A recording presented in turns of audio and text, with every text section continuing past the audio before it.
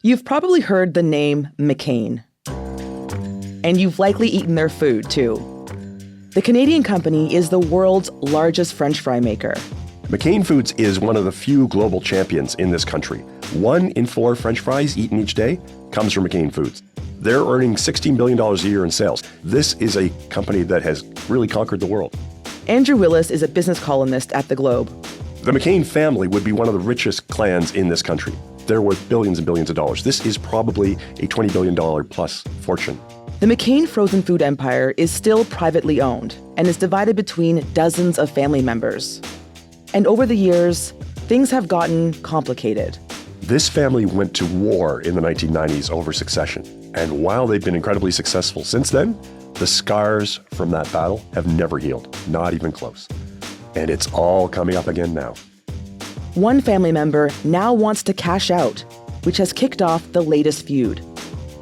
Andy is on the show today to take us inside this battle over ownership and explain what dissent within the family could mean for one of Canada's most successful brands. I'm Cheryl Sutherland, and this is The Decibel from the Globe and Mail. Hi, Andy. Thanks so much for being on the show. Cheryl, great to be here. So, Andy, this is not the first time the McCains are fighting, and these types of stories are intriguing because they involve family dynamics and a lot of money. But aside from this, why is this important to pay attention to? So this is one of the few Canadian companies that's actually been successful on the global stage. And I would argue, Cheryl, that we need a lot more McCain Foods. We need a lot more Canadian companies that have been able to do what they've done. And a fight over the ownership of the company could hold them back. But also, if you think about the Canadian economy as a whole, a lot of businesses are private businesses. And a lot of families have trouble handing that business from one generation to the next. So if the McCains are screwing it up, if the McCains can't get it right, what does that say about a whole lot of slightly smaller family companies? So I'd like to see this story as an example of a family that manages to sort out its problems, that stays successful, and that continues a global platform, because that's the kind of thing that a lot of Canadian companies can do. Right across this country, we've got the Richardson family in Manitoba, massive private company that's been very successful. Jimmy Pattison out in Vancouver, incredibly successful entrepreneur. You want to see those businesses continue to prosper, and that's sort of the blueprint the McCains have to build. Yeah, and also I feel like because this company is such a big juggernaut in Canada that, whatever happens in this company must have an impact on the Canadian economy. Oh, absolutely. I mean, in New Brunswick especially, this is a dominant employer. So, and these are good jobs, high-paying jobs, even working in the factories, chopping up French fries. Those are great jobs. So you want to see this company continue to prosper. Yeah. And look, their exports are unbelievable. They're a dominant player in Australia. They're dominant in the United States. McDonald's French fries all come from McCain's. I mean, it's a really successful company. And part of the reason they've done that, Cheryl, if we can digress for 1 second, they allow the local managers to create local foods. So in India, you can get some special flavors of McCain's frozen potatoes that you would never see in any other market, catering to local tastes. Same in Australia. The Australians, apparently, they like French fries that have been dipped in beer and batter and deep fried. I think that's a cholesterol killer, but the Aussies like it, and McCain sells a ton of them. So what they've done is give autonomy to the different field forces, autonomy to the regional leaders, and that's been incredibly successful. So let's kind of understand how this company from New Brunswick became this huge global empire.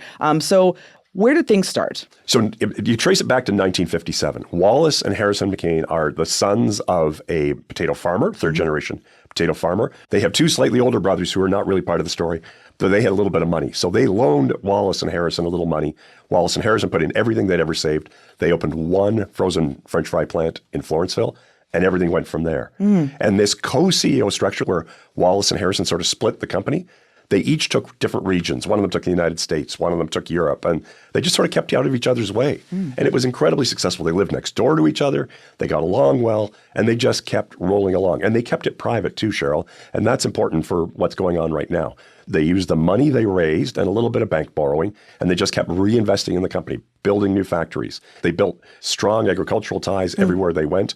They've got over 7,000 potato farmers that just supply them. And they built these strong ties to companies like Loblaws and Metro and Sobeys, and away they went. But I think the key to their success was this regional philosophy of we can have products in one market, in Australia, that we don't have in other markets. And, it sounds so simple, but to execute year after year in this highly competitive French fry business, it's admirable. The McCain success is they produce different products, but are incredibly efficient on the actual operation side. Right. That's very interesting. And yeah, like you said, different products. We're not just talking about French fries, although French fries is their big thing. Yep. There's also like the deep and delicious cake that I think many people will know about. The pizza pockets. At one point they had juice, but I think that's gone now. They have a lot of products here. Do we have a sense of how much McCain Foods is worth? We do. So McCain's, as I said, is private, but they do disclose their sales every year. So right now they're selling $16 billion a year, mostly in potatoes, but in those, the cakes and the pizza pockets. There's a lot of public companies, including a big U.S. potato company, that are roughly the same size. So based on the sales of the U.S. potato company, you would calculate that McCain's is worth at least $20 billion. Could be worth up to $30 billion. If you were an investment banker, Cheryl, what you'd say is McCain should trade at a multiple of its revenues. So if you're selling $16 billion in potatoes, your company's probably worth about $30 billion bucks. Interesting. Okay. And it is entirely owned by the family. Oh. And both Wallace and Harrison had a lot of kids. Harrison, he had 5 kids. And the key players in this drama are Wallace's kids. He had 4 children, 2 daughters, 2 sons. He had a son, Michael, who went to work at the company, and then his daughter, Eleanor. So that's the second generation of ownership. They've all got significant stakes. But we're now down to, the children of the founders have kids, and then they have kids. So we're into 4 generations now. Right. So there's a lot of shareholders. And again, that's not unusual. There's lots of multi-generational companies, especially in Europe, that are private and have, 400 or 500 family shareholders. So you can do this. There are patterns to do it, but it gets a little tense, which it is right now. Yeah, and let's talk about this tension because, like you said, we're into the 4th generation. They're a very successful multi-billion-dollar company here. And of course, things can get complicated when you work with your family. And that's what ends up happening between the McCain brothers. So can you just tell us what happened? Sure. In the early 1990s, Wallace McCain has a son named Michael McCain, a very, very powerful businessman, really, really driven individual. I've met him a ton of times. Michael was running the U.S. division of McCain Foods. He wanted to be the next CEO. His dad also wanted him to be the next CEO. Harrison wanted to go outside and find an outside manager. And the 2 brothers who had got along so well for so long, they could not get agreement on succession. So they eventually went to arbitration. They went to court. They had a nasty court fight. Everybody said mean things about each other in terms of management skills and business skills. I think a lot of the things that they said they probably really wish to have back. But in 1994, a court in New Brunswick said, no, we like Harrison's vision. Wallace and Michael, we don't like what you want to do. And Wallace and Michael said, fine, we're going to leave. And Michael and his dad turned around, took some money out of the company successfully, and bought Maple Leaf Foods, one of the largest protein producers, one of the largest chicken and pork producers in Canada. Yeah. Another big company in Canada. Another big company. Michael's run that for a very long time. He's now executive chair. He's handed over the reins to a new CEO. But the legacy of that is ill will between a lot of the different siblings and a lot of the different cousins. I find it fascinating because, like we talked about, this is a family-run business, and then one of the brothers does not want to have his nephew as CEO. So do we know why he wanted to go outside of the family?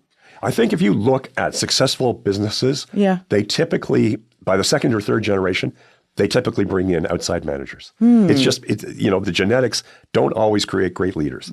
So if you look, especially in Europe, a lot of these companies that have been private, stayed private, they are no longer run by the founding family. And I think Harrison had the right vision. Much as I like Michael McCain, and I think he's a terrific operator, Harrison's success with his vision of how succession should work, that was the right vision. Yeah, but I mean, the argument against that would be that Michael went on to run a successful business outside of McCain's. So let's talk about what this feud meant for the business. How did it affect the business? Well, that's a really good question. So what Harrison did, once the family fight broke out and Harrison won the family fight, he decided to keep the business of the family away from the business of the company. So you've got a 2-tier structure running McCain Foods. There's an operating board of directors, mostly staffed by independent people, and that's the board that basically runs the company. They've got an outside chair. So that's a really good structure. And then above that, the company that actually owns all the shares, they call it the hold co or the baby board, because most of the people on it are babies of Harrison and Wallace. So that board is mostly made up of family members. It's effectively what we call a family office. That's where the payments to the family come. Like there'd probably be a monthly allowance for most of the heirs of Wallace and Harrison. And that's actually, again, that's really common in private companies. It just insulates the operating units from anything that's going on in the family. Yeah, what's going on now. Can you kind of can you explain that a little bit more? Like, why do this? Like, what's the value in separating these two things? You're always making decisions at the company in the best interest of the company, not the best interest of the family. So this two-tier structure breaks apart decision making. The family deals with their issues at the hold company, at the baby board, but the operational unit that baby board controls, they're only making decisions for the good of the company. Okay. So the family still got to keep their holdings in the company. They did. Everybody kept their ownership except Michael, who had other interests and was allowed to sell some of his stake. All right. So he sold some stake and he just didn't get to run the company. Exactly. All right. Yep. So this fight settled in the 90s. But what happens between then and the current rift happening today? Like, is the business running and the family is what? Are they kind of like simmering? Are they mad? Like, what's happening? Our understanding is that the family members have never really gotten over, some of them have reconciled, but most of them have never got over the split between Harrison and Wallace. It was just seismic. It was very personal. And so some of the family members just don't get along with one another. Okay, so let's bring it to today. Yes. Why is the family fighting now? Sure. So Eleanor McCain is a 56-year-old. She's a musician. She hasn't worked at the family company. She's been touring this country for years. In the recent past, in the last couple of months, Eleanor decided that for estate planning reasons, for philanthropic reasons, and we'll go into that in a sec, she wanted to take her money out of McCain and have it separately run on her behalf by her own people. There is a structure that allows McCain to do that, but to date, Eleanor has been unsuccessful in getting her money out. There's a couple of issues, including how much is Eleanor's stake worth, because this company is just so darn big. And that's getting a little ugly. So lots of lawyers have been hired. There's a lot of dispute, and all the old feud feelings are being revisited as Eleanor attempts to withdraw her fortune from the family company. Why won't her relatives cash her out? Because this is what's happening, right? They don't want to cash her out. Yeah, so the family company talked to us being the Globe and Mail, and they said basically there is a mechanism for Eleanor to withdraw her money. We respect the fact that she wants to do this. Having said that, we must balance Eleanor's interests against the interests of the company and the interests of all the other family members. And I think what's going on here is two things, Cheryl. First of all, there's questions about what's the value of the company. There are lots of formulas, and if you hire accountants and investment bankers, they'll give you a broad range of valuations for any family company. And we're talking about something in the $1 billion range. So the numbers are huge. And then secondly, there's the issue for the family members who remain behind. The only way really to pay her out is to go borrow money, is to take the family holdco, go in debt up to, let's pick a number, $1 billion to pay out Eleanor. Can you explain that a bit? Because, of course, we're talking about how this is a very, very wealthy company. So why would they have to go into debt? The way that they fund these companies is they take the cash that they earn from selling French fries every year and they plow it back into the company. Like there'd be dividends and there'd be some money that goes up to the family members, but there's not $1 billion sitting around on the balance sheet at the holding company or at the operating company. Companies just don't work that way. When they have a demand for a big liquidity event like this, it takes a lot of work. And what McCain Foods is saying to us is, we got to balance everybody's interests here, and we'll get to it. So obviously the fact that it's in the Globe tells you that they're having trouble balancing everybody's interests, and some people are getting pretty angry. But that's the fundamental issue, is how do you buy out Eleanor without disrupting the rest of the family? We'll be right back.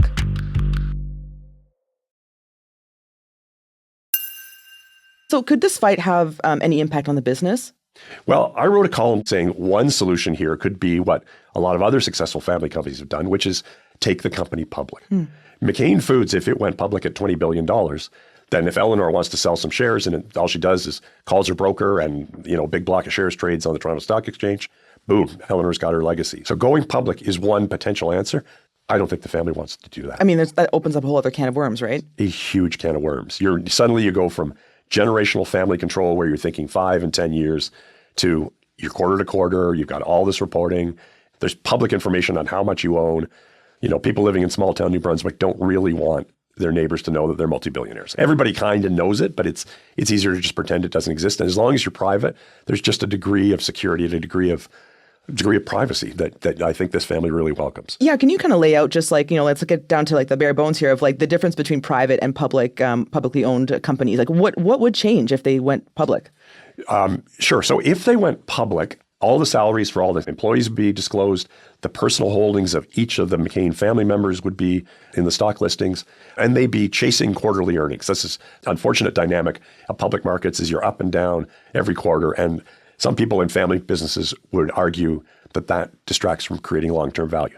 Now, having said that, there are lots of companies that are controlled by families but are publicly traded, thinking of Thomson Reuters, which is run by the Thomson family, who also own the Globe and Mail.